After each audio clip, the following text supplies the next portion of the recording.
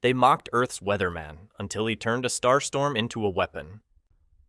Coalition Command Station Nebula 7 stretched across the void, its transparisteel observation deck offering an unobstructed view of the Andorian sector.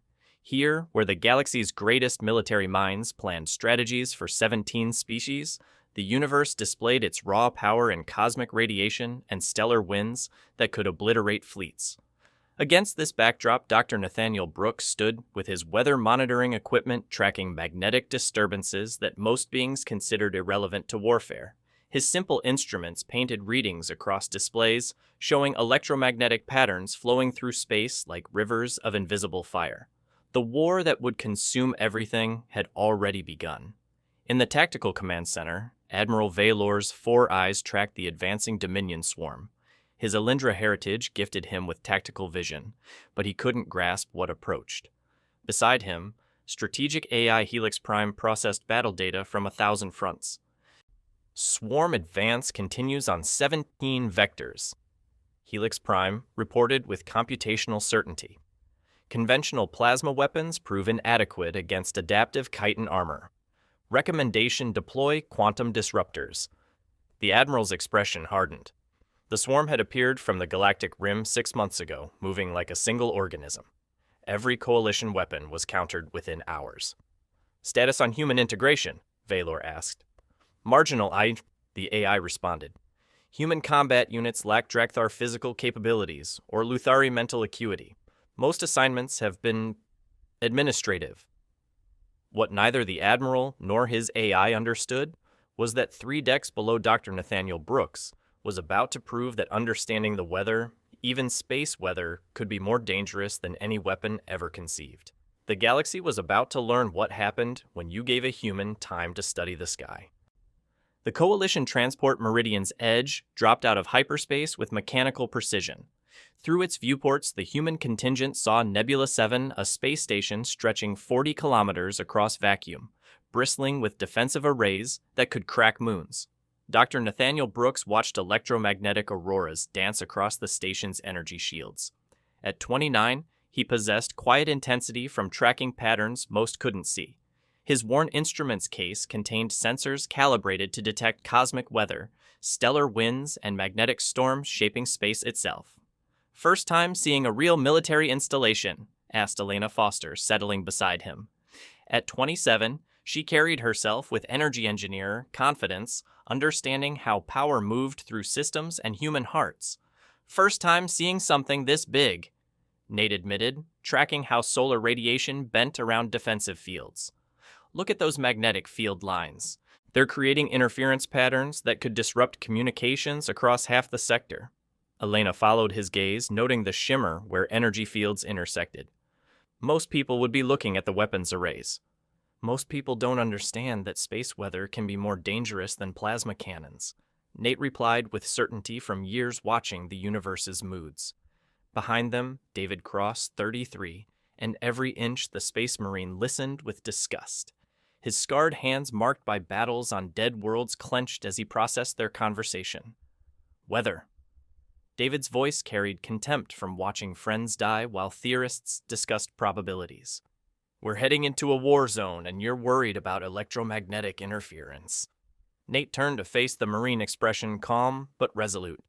"Sergeant Cross, the Dominion swarm has adapted to every conventional weapon we've deployed. Maybe it's time to consider unconventional approaches." "Like what? Asking them to wait while you check the cosmic forecast?" David's laugh held no humor. "Some of us have been fighting this war while you played with weather instruments." The transport shuddered, entering Nebula 7's docking sequence, guided by tractor beams manipulating gravity itself. Through viewports, they saw massive hangar bays opening like mechanical mouths, revealing spaces housing entire fleets. "Assignment briefings begin in 1 hour, announced the ship's AI. "All personnel report to designated stations." Elena caught Nate's attention as they prepared to disembark. "You really think weather patterns could matter in a war like this?" Nate smiled, the expression carrying secrets he hadn't yet learned to share. "Elena, I've spent 5 years tracking stellar storms that make nuclear weapons look like firecrackers. the universe has moods, and right now it's very, very angry. As they stepped onto Nebula 7's docking platform, the three humans found themselves surrounded by beings whose existence challenged human concepts of life.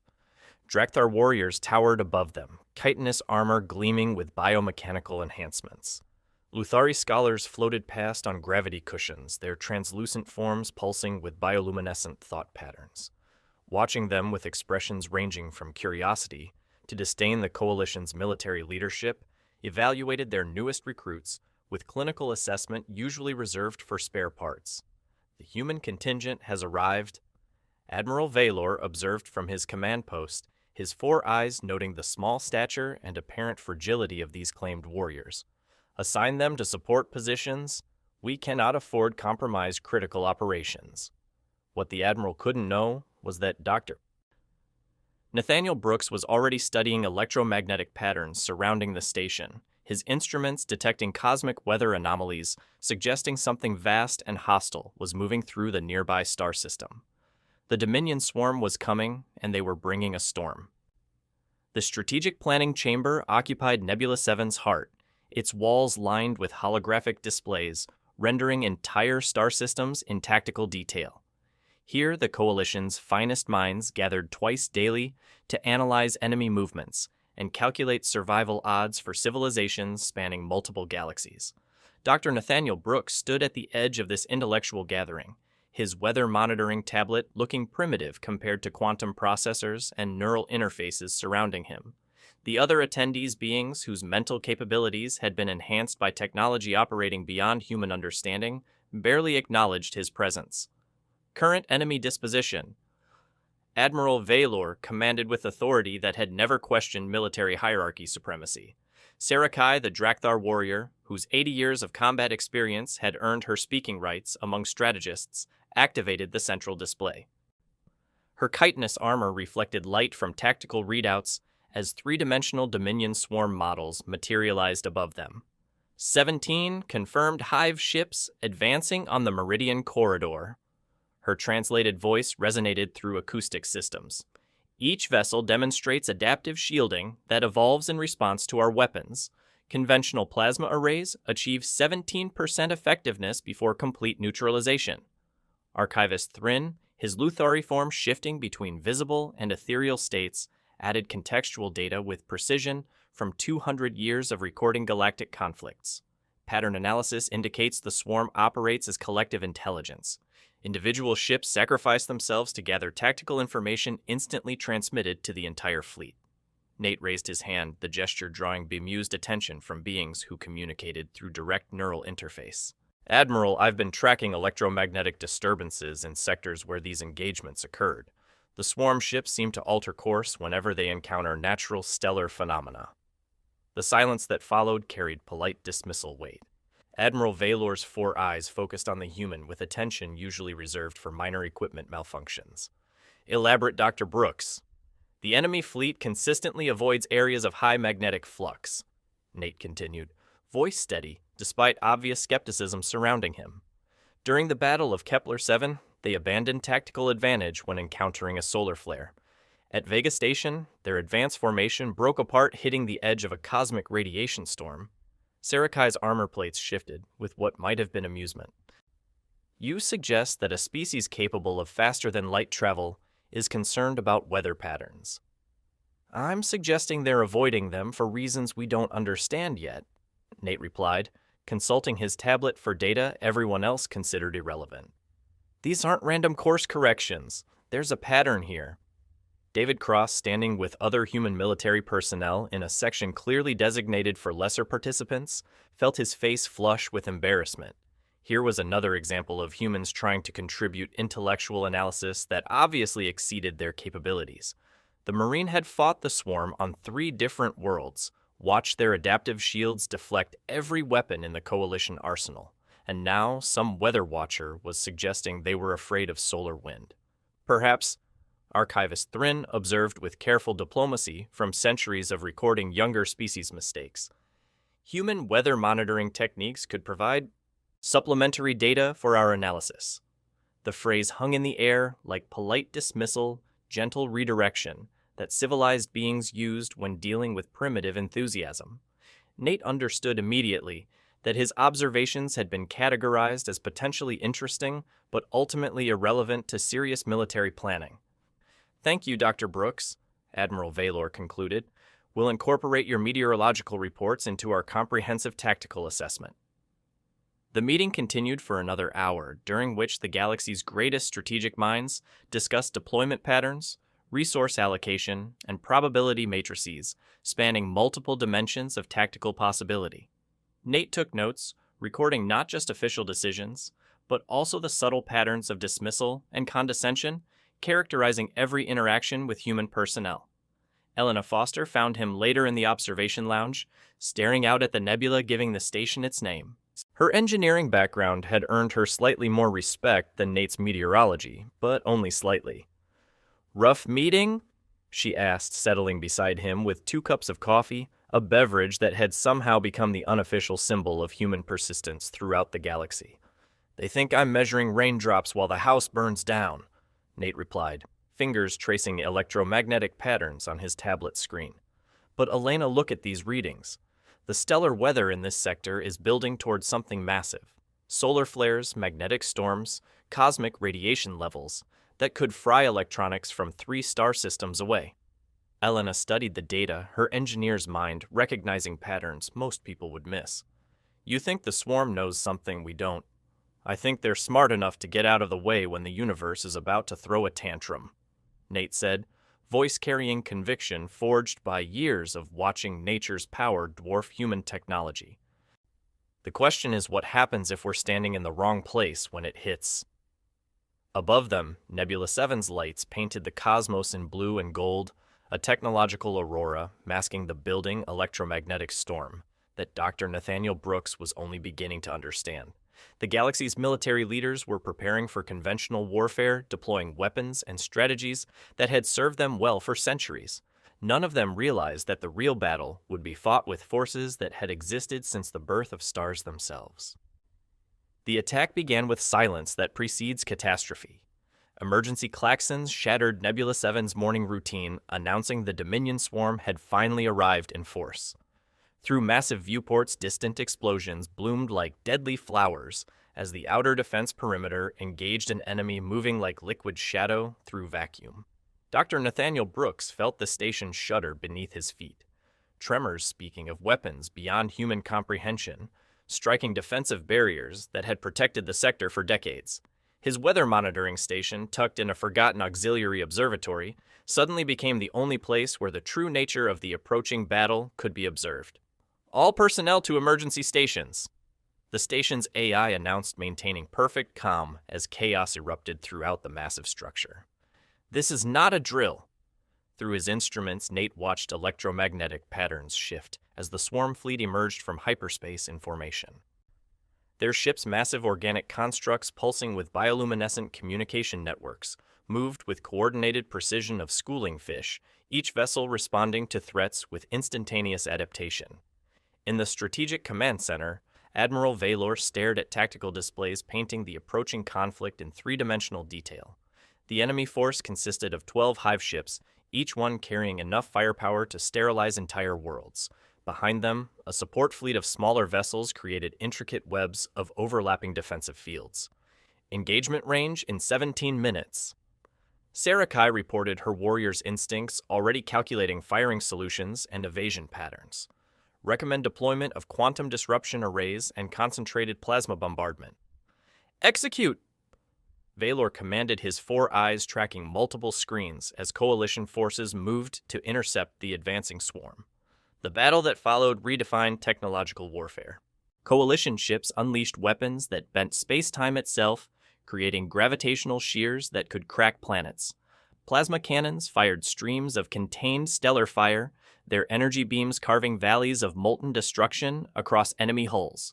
Quantum torpedoes existed in multiple dimensions simultaneously, their warheads designed to disrupt matter at subatomic levels. The Dominion swarm adapted.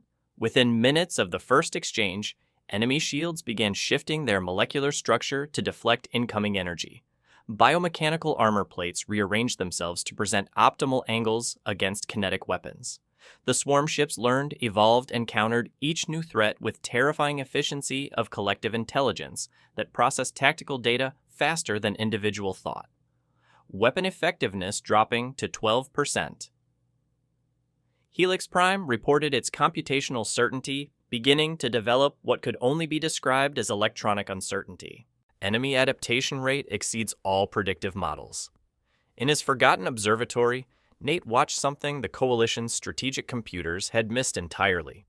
As the battle raged across multiple vectors, the swarm formation began to shift away from a region of space where his instruments detected massive electromagnetic instability.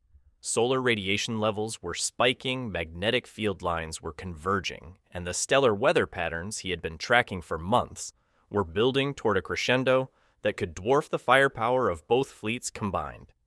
"They're avoiding the storm center," he whispered to himself, watching enemy ships alter course with subtle precision, suggesting they understood something about local space that the Coalition didn't. "They can see it coming."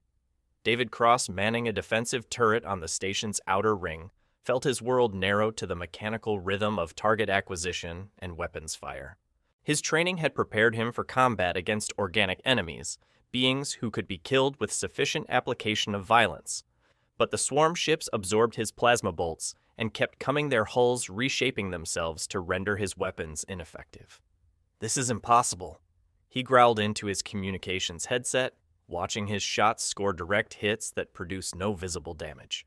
"They're adapting faster than we can shoot." "Confirmed across all weapon systems," came the reply from gunnery control. "Enemy ships are demonstrating real-time adaptation to our entire arsenal." Elena Foster, coordinating power distribution from the station's primary engineering section, felt Nebula 7's energy grid strain under the demands of continuous combat. Her displays showed system loads approaching critical thresholds as defensive arrays drew power that exceeded their design specifications. "Admiral," she reported through official channels, "we're exceeding safe operating parameters on the primary reactor. If this engagement continues much longer, we'll start losing essential systems." But it was Nate's voice that cut through the tactical chatter with information that would change everything. "Admiral Valor, this is Dr. Brooks in Observatory 7. The swarm fleet is maneuvering away from coordinate 77 Mark 42. There's a massive stellar storm building in that sector. Solar flares, magnetic plasma streams, cosmic radiation levels that could disable unshielded electronics." The silence on the communication channel lasted exactly 3 seconds. "Repeat your transmission, Dr. Brooks." Valor commanded his tactical experience, recognizing the potential significance of information he didn't yet understand. "The enemy ships are avoiding a natural phenomenon," Nate explained, his weather monitoring instruments painting a picture of cosmic forces that dwarfed the technological might of both fleets. "They know something is coming, something big enough to make them change their entire attack formation." Sarakai's translated voice carried new interest. "Clarify, you believe they fear natural weather patterns more than our weapons." "I believe they're smart enough to get out of the way when the universe is about to demonstrate what real power looks like." Nate replied, his readings showing electromagnetic fields building toward levels that could fry the electronics of any ship caught in their path. In that moment, as Coalition forces struggled against an enemy that adapted to every weapon in their arsenal, Dr. Nathaniel Brooks offered the first tactical insight that the Dominion swarm couldn't counter. They respected forces that couldn't be learned from, adapted to, or controlled. They respected the weather. The second wave of swarm ships emerged from hyperspace like a nightmare, given form their biomechanical hulls, pulsing with malevolent intelligence as they surrounded Nebula 7 with methodical precision. This time they had learned from the Coalition's defensive strategies. Their attack came not as a frontal assault, but as a coordinated envelopment that turned the station's own weapons against itself. Dr. Nathaniel Brooks watched from his observatory as enemy forces moved through space with the fluid grace of apex predators, but his attention remained fixed on the growing electromagnetic anomaly that his instruments had been tracking for hours, a stellar storm of unprecedented magnitude, building in the Kepler-9 system just 2 light hours away. "Elena," he called through his communicator, "I need you to see something." Elena Foster was coordinating emergency power distribution when Nate's call reached her, his voice cutting through the chaos of battle stations and emergency protocols. She glanced at her engineering displays, power grids operating at critical levels, backup systems cycling through diagnostic routines, the entire station groaning under the stress of continuous combat. "Nate, I'm kinda busy keeping the lights on while we're being shot at," she replied, but something in his tone made her pause. "The storm I've been tracking, it's not just electromagnetic interference. Look at these magnetic field readings. It's a solar flare event, Elena, big enough to encompass this entire star system." Elena abandoned her power distribution console and made her way through corridors filled with personnel running to emergency stations. The station's superstructure transmitted the vibrations of weapons fire through its hull, a mechanical rhythm that spoke of desperation and dwindling hope. She found Nate in Observatory 7, surrounded by weather monitoring equipment that painted the surrounding space in streams of data that most people would consider irrelevant to military operations. But Elena's engineering background had taught her to recognize patterns, and what she saw on his displays made her breath catch. "These readings," she whispered, studying magnetic field measurements that exceeded anything in her technical training. "Nate, this isn't just a solar flare. This is a stellar mass ejection event, the kind that can sterilize entire worlds. And it's headed straight for this sector," Nate confirmed, his voice carrying the weight of understanding that came from years of tracking cosmic weather patterns. "Impact in approximately 47 hours. Everything in its path that isn't properly shielded will be fried down to the molecular level." Elena studied the data with growing comprehension and horror. "The swarm knows. That's why they're avoiding certain vectors. They can detect it coming." "But they're also trying to finish us before it arrives," Nate added, watching enemy formations shift through attack patterns that demonstrated tactical sophistication beyond anything the Coalition had previously encountered. "They want to destroy the station and withdraw before the storm hits." Above them, the battle raged with increasing desperation. Coalition ships deployed weapons that operated on principles that most organic minds couldn't comprehend, antimatter charges that converted matter into pure energy, gravitational manipulators that folded space-time into destructive geometries, quantum disruptors that attacked the fundamental forces holding atoms together. The Dominion swarm adapted to all of them. "Admiral?" Elena's voice cut through the tactical communications channel with the authority of someone who understood that technical knowledge could matter more than military rank. "This is Engineering Officer Foster. Dr. Brooks has identified a natural phenomenon that could affect this engagement. All channels are reserved for tactical communications," came the automated response from the command center's AI systems. "Admiral Al." Elena continued ignoring protocol with the determination of someone who understood that rules mattered less than survival. "There's a stellar storm approaching this sector. Impact in less than 2 days. The swarm knows about it, that's why they're trying to end this engagement quickly." David Cross, still manning his defensive position on the station's outer ring, listened to Elena's transmission with growing disbelief. Here they were facing an enemy that could adapt to every weapon in the Coalition arsenal, and these two were talking about weather reports. "Foster," his voice crackled through the combat channel. "In case you hadn't noticed, we're being shot at by ships that learn how to kill us better with every passing minute. Your boyfriend's weather forecast isn't exactly the priority right now." But Elena's engineering mind had already begun connecting patterns that others couldn't see. "David, what if the weather is the weapon? What if instead of trying to fight the swarm with technology they can adapt to, we use something they can't control?" The silence on the communication channel stretched for nearly 10 seconds, broken only by the distant rumble of weapons fire and the mechanical hum of life support systems. In that silence, Dr. Nathaniel Brooks made a decision that would define the rest of his life. "Admiral Valor." His voice carried across every active communication channel on the station. "I'm requesting permission to access the primary sensor array. I need to map the exact trajectory and intensity of the approaching stellar storm." "Dr. Ice A. Brooks." Admiral Valor's response carried the strain of a military leader whose conventional strategies were failing against an enemy that defied conventional understanding. "Explain your proposal." "I want to turn the storm into a weapon." Nate replied, his words carrying the simple conviction of someone who had spent his life understanding that nature's power dwarfed anything technology could create. If we can guide the swarm fleet into the storm's path, their adaptive shields won't matter. You can't adapt to a solar flare that operates at stellar temperatures. But even as he spoke, Elena was making her own calculations, studying power distribution patterns, and thinking about the kind of energy manipulation that could influence the trajectory of natural phenomena. Her displays showed the massive power requirements for such an operation, the kind of energy output that would demand sacrifices from someone willing to pay them. The power requirements, she said quietly, her engineering mind already calculating the cost of turning theory into reality. To generate the kind of electromagnetic field necessary to influence stellar wind patterns, it would require channeling the entire station's power grid through focused transmission arrays, which would leave us defenseless. David's voice carried the grim recognition of someone who understood that survival sometimes demanded impossible choices. Elena's hands moved across her control interfaces with the steady precision of someone who had found her purpose.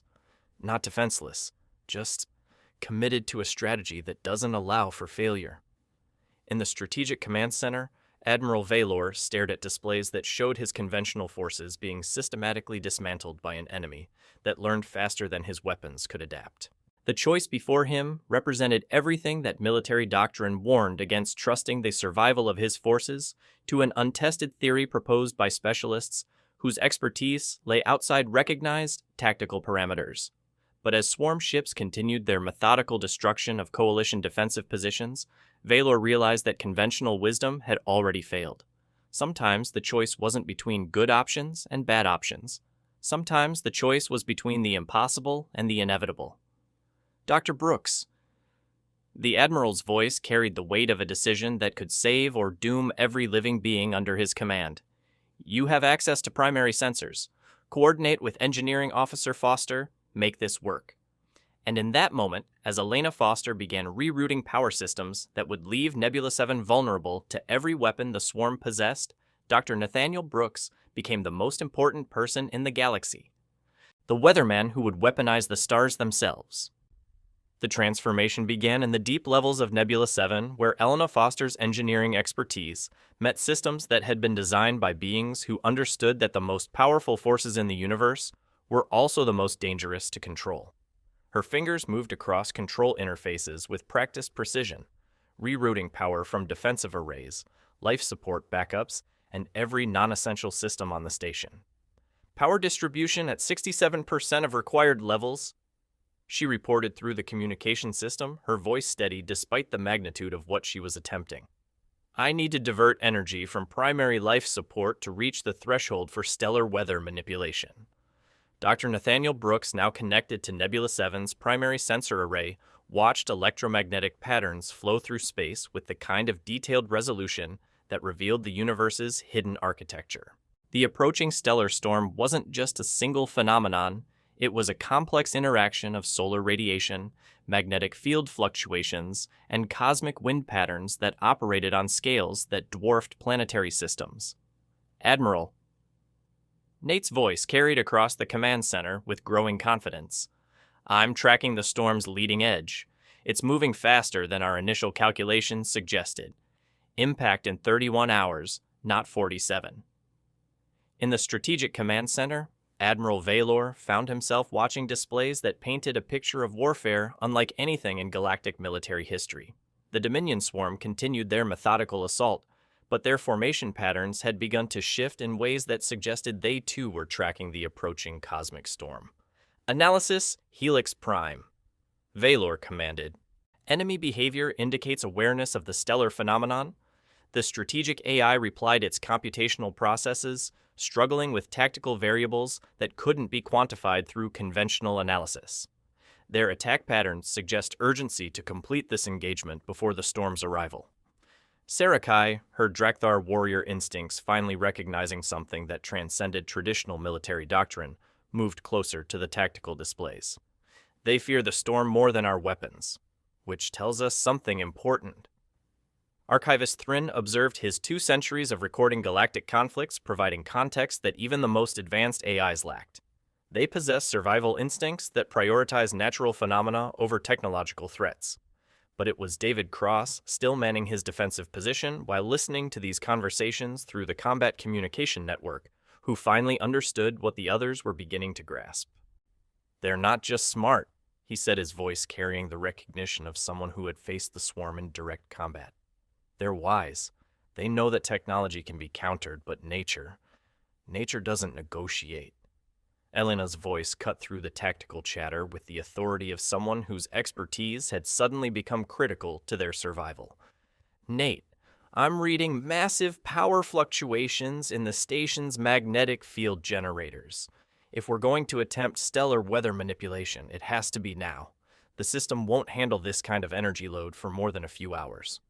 From his position at the primary sensor array, Nate studied readings that showed the cosmic storm's structure with unprecedented clarity. Solar plasma streams moving at percentages of light-speed magnetic field lines twisted into geometries that operated beyond three-dimensional space, cosmic radiation levels that could sterilize entire star systems. "I can see the pattern," he announced, his voice carrying the wonder of someone who had spent his life studying weather, finally understanding the universe's grandest meteorological event. "The storm isn't random. It follows magnetic field lines, flows along gravity wells, responds to electromagnetic interference. It's like weather. Cosmic weather, but still weather." "Can you predict its path?" Admiral Valor asked, his military mind recognizing the tactical implications of information that could turn natural phenomena into strategic weapons. "Better than that," Nate replied, his instruments painting a three-dimensional map of the storm's approach vector. "I can influence its path.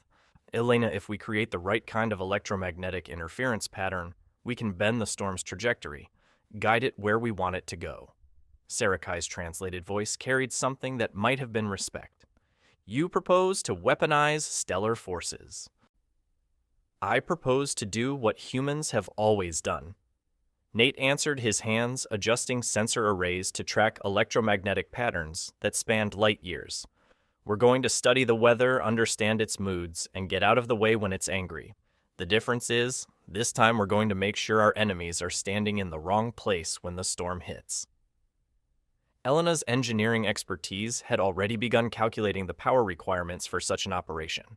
Her displays showed energy distribution patterns that pushed every system on Nebula 7 beyond safe operating parameters, but also revealed something that made her breath catch with possibility. "Nate, look at the swarm formation patterns. They're avoiding the storm's projected path, but they're also maintaining attack vectors that keep them in predictable positions relative to our defensive grid. They're trying to finish us quickly and withdraw before the storm arrives." Nate confirmed, studying enemy movement patterns that revealed tactical intelligence guided by survival instincts. "But if we can time this right, we can guide the storm directly through their formation." Admiral Valor completed, his four eyes finally seeing a strategy that didn't depend on weapons that could be adapted to, or defenses that could be overcome. Archivist Thrin's ethereal form shifted as his ancient mind processed the implications of what they were planning. "You seek to employ the universe itself as a weapon. This has never been attempted in recorded galactic history. Which means," Elena added, her fingers dancing across control interfaces that rerouted power from every available source, "the swarm won't know how to adapt to it. You can't learn to counter the fury of stars." David Cross, listening to these exchanges while maintaining his defensive position, felt something shift in his understanding of what humans might contribute to galactic warfare. "You're not just going to fight them," he said, his voice carrying new recognition. "You're going to show them what real power looks like."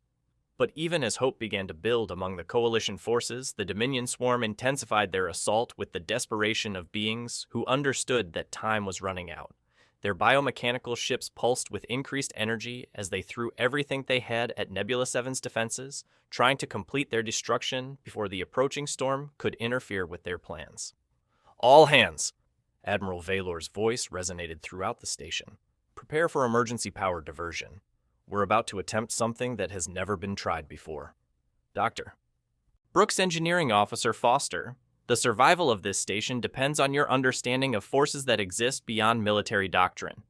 and in Observatory 7, surrounded by weather monitoring equipment that was about to become the most important tactical asset in galactic warfare, Dr. Nathaniel Brooks prepared to prove that sometimes the most powerful weapon was understanding how the universe worked when it was angry. The storm was coming, and for the first time since the war began, that was exactly what the Coalition wanted. The moment of truth arrived with the mathematical precision that governed all cosmic phenomena.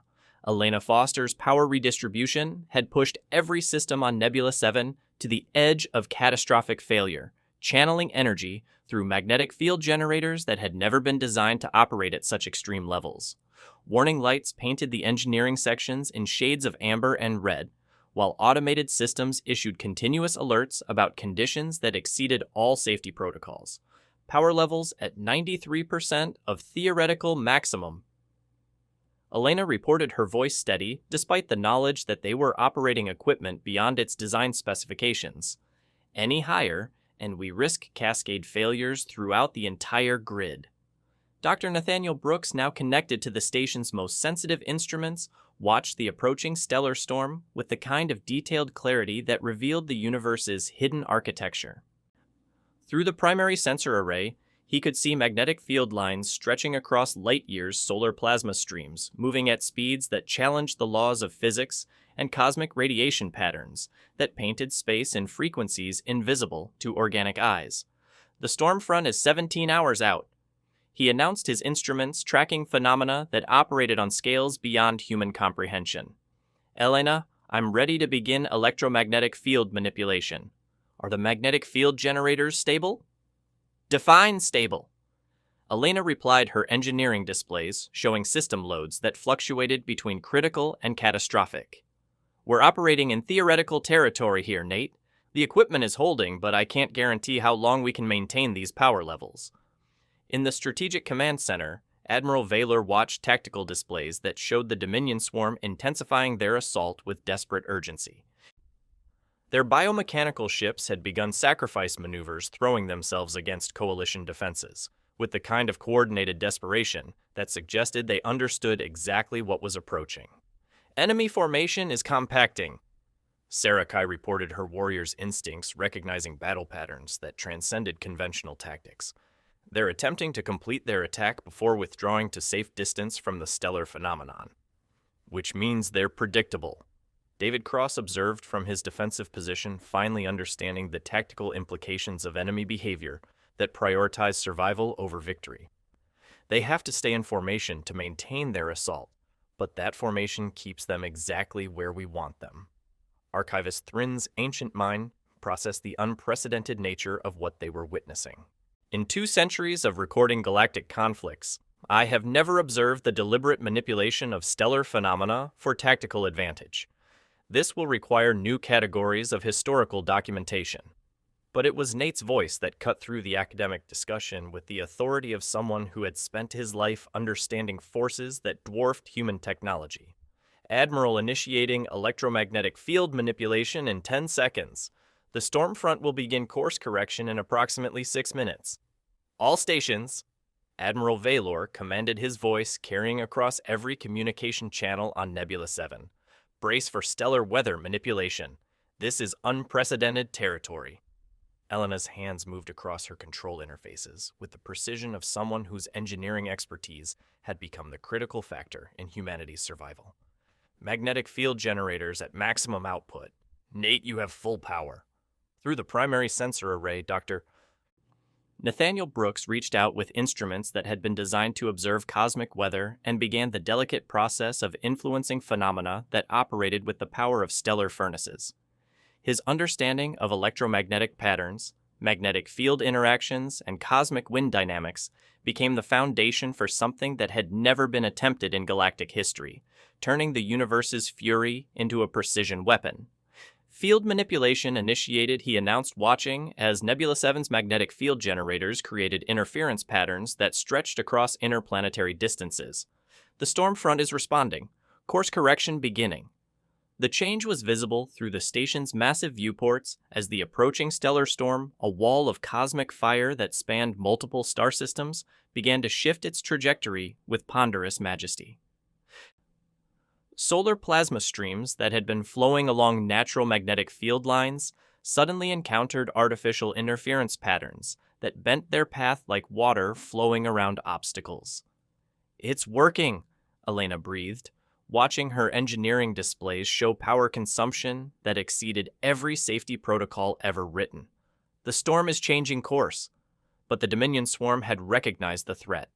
Their biomechanical ships began evasive maneuvers with the desperate efficiency of beings who understood that they were facing forces beyond their ability to adapt to or counter. Their formation, which had maintained perfect tactical coordination throughout the engagement, suddenly fractured as individual ships prioritized survival over strategic objectives. "Enemy formation is breaking apart."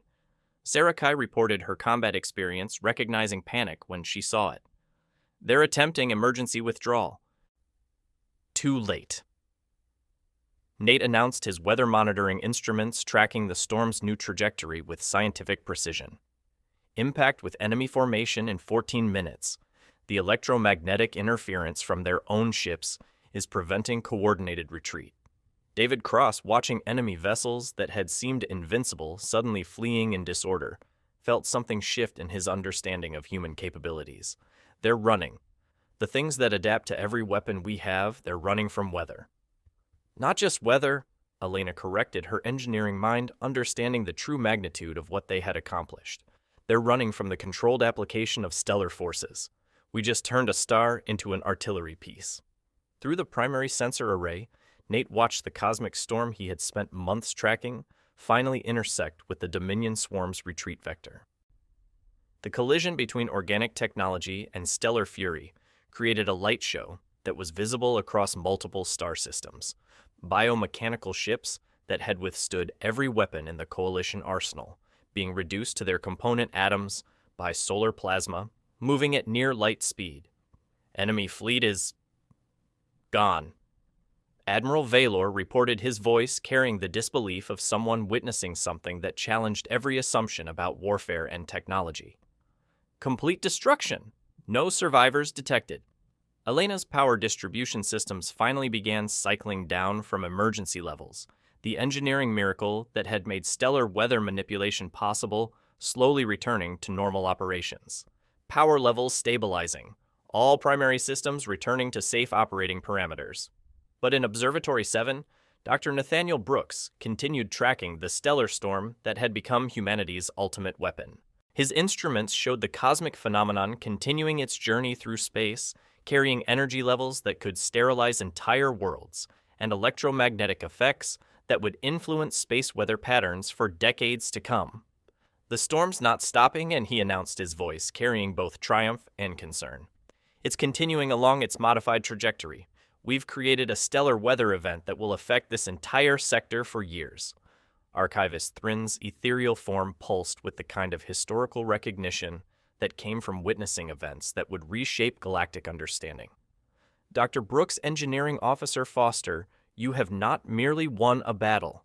You have demonstrated that organic intelligence properly applied can manipulate forces that operate beyond the scope of artificial intelligence or adaptive technology."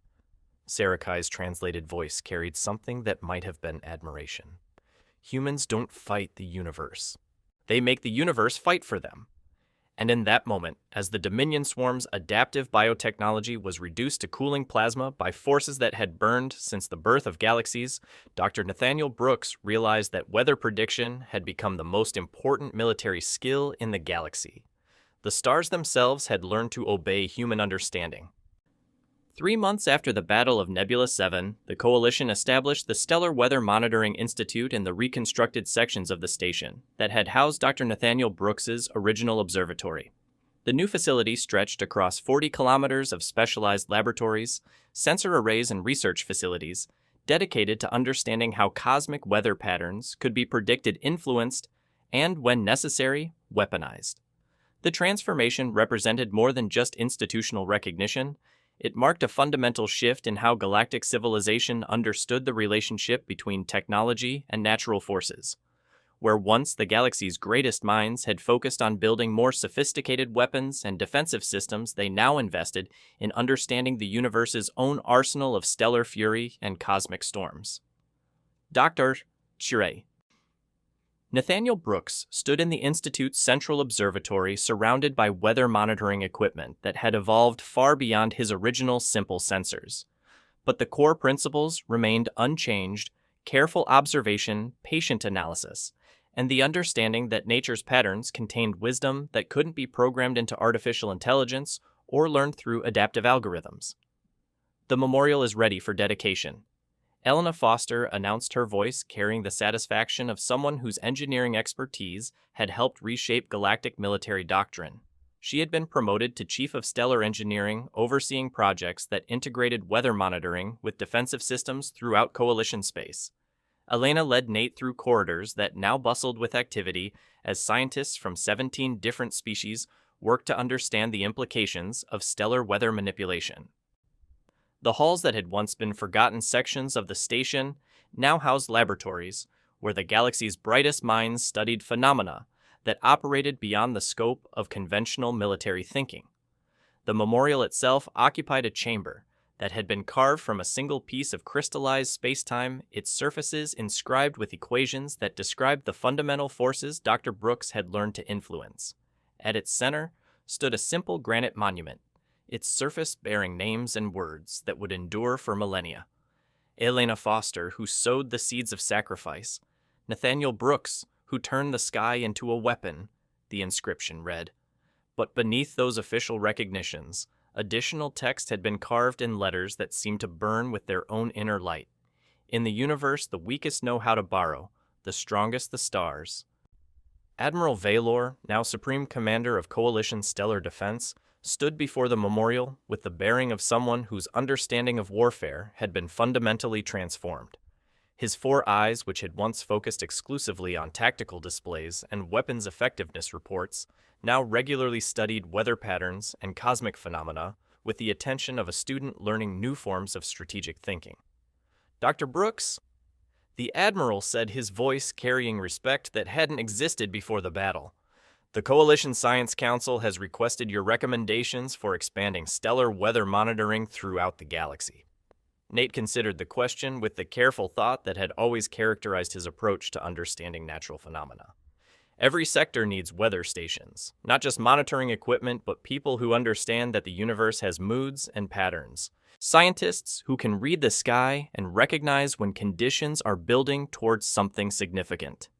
Sarah Kai, her Drakthar warrior instincts, now augmented by understanding of forces that transcended physical combat, had become the Coalition's first stellar weather tactical specialist. Her role involved integrating weather predictions with military planning, ensuring that natural phenomena were considered as carefully as enemy capabilities. "The humans have taught us something important," she observed, her translated voice carrying the wisdom of someone whose entire understanding of strength had evolved. "True power comes not from building better weapons, but from understanding forces that already exist. The universe contains more firepower than any technology can create if you know how to ask for its assistance." David Cross, now serving as Director of Practical Applications for the Stellar Weather Institute, had discovered that his military experience translated surprisingly well to understanding how natural forces could be applied in tactical situations. His role involved training Coalition forces to recognize and respond to cosmic weather events, teaching beings whose combat experience had focused on technological warfare how to work with phenomena that operated according to natural laws rather than programmed responses. The swarm was nearly unstoppable because they could adapt to any technology we threw at them. He explained to new recruits whose species had never considered weather as a military asset. "But you can't adapt to a solar flare. You can't learn to counter cosmic radiation. Natural forces don't negotiate, and they don't change their fundamental behaviors to accommodate enemy tactics." Archivist Thrin, his ancient mind now focused on documenting humanity's contribution to galactic civilization, had begun compiling what he called the Chronicles of Applied Cosmic Weather. His records would ensure that future generations understood how a species that couldn't survive in hard vacuum without artificial life support had learned to weaponize the forces that powered stars themselves. This represents a new category of historical documentation. He observed his ethereal form shifting as he processed the implications of events that had no precedent in galactic records. For the first time in recorded history, organic intelligence has demonstrated the ability to manipulate stellar phenomena for strategic purposes. The implications extend beyond military applications. This suggests that sufficiently advanced understanding of natural forces can achieve results that surpass even the most sophisticated artificial intelligence. But perhaps the most significant change was evident in the galaxy's approach to scientific education. Throughout coalition space universities that had previously focused on technological advancement began requiring courses in natural phenomena, weather pattern recognition, and what became known as cosmic environmental science. Students who had once studied exclusively advanced physics and quantum mechanics now spent time learning to read the subtle signs that preceded stellar storms, understanding that knowledge of natural patterns could be more valuable than mastery of artificial systems. The shift represented something unprecedented in galactic civilization, the recognition that wisdom often came from understanding existing forces rather than creating new ones, that the most sophisticated solutions might involve working with natural phenomena rather than attempting to control them through technology. Elena found Nate standing before the memorial's central display, which showed a real-time map of stellar weather patterns throughout coalition space. Hundreds of monitoring stations now tracked cosmic storms, solar flare activity, and electromagnetic anomalies, with the same attention that had once been reserved for enemy fleet movements. "Any regrets?" she asked, studying the man who had transformed from an overlooked meteorologist into the galaxy's foremost expert on stellar weather manipulation. Nate smiled, his attention shifting between the memorial and the displays that showed weather patterns spanning multiple star systems. "Just one. I wish my father could have seen this. He always said that the most important knowledge was written by people who understood that the real world had sharp edges and weather that could kill you if you weren't paying attention." "I think he would have been proud," Elena replied, her hand finding his as they stood before the monument that commemorated their shared understanding that sometimes the greatest weapons were the ones that had existed since the birth of the universe itself.